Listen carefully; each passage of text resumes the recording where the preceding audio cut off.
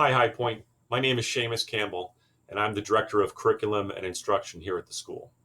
I want to take a few minutes today and clarify what students will experience through remote learning. At Tuesday's board meeting, Mr. Talamay and I discussed this, and yesterday I received a handful of inquiries seeking clarification. So I'd like to take a few minutes and just explain what the students will experience at those times when they're learning remotely. First, I'd like to show you that on the opening of our website, this banner which pops up will take you directly to our reopening plan, which is loaded with information. And within that, you'll find our hybrid schedule. Now, this schedule is for students that are learning in person and for students that are learning virtual. Let's assume for a second that a student is in cohort B.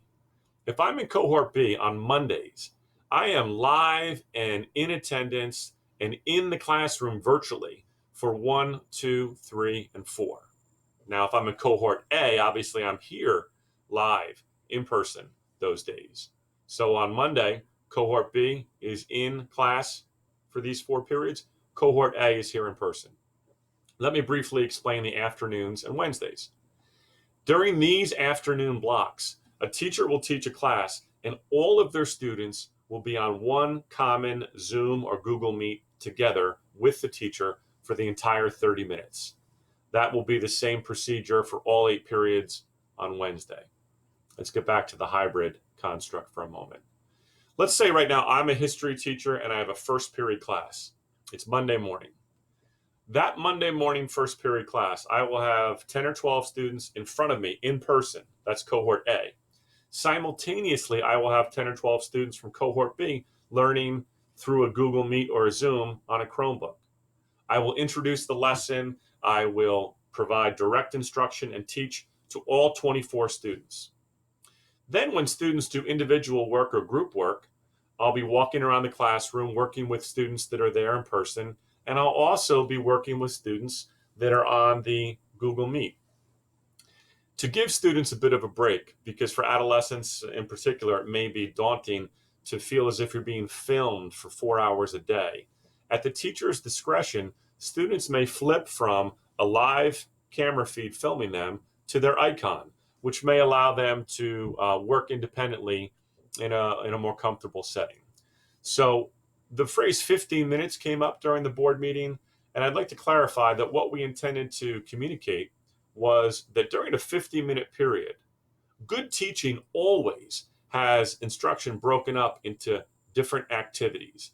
And students that are in person and learning remotely will experience that cycle, that 15 minutes of take attendance, go over some details and due dates, clarify things from yesterday's lesson, introduce new material, teach, and then cycle and break into a portion of the lesson where students work independently. We will not have these classes recorded. We want students to be comfortable taking chances and being vulnerable, asking questions they may not know the answer to. So those class meetings will not be recorded.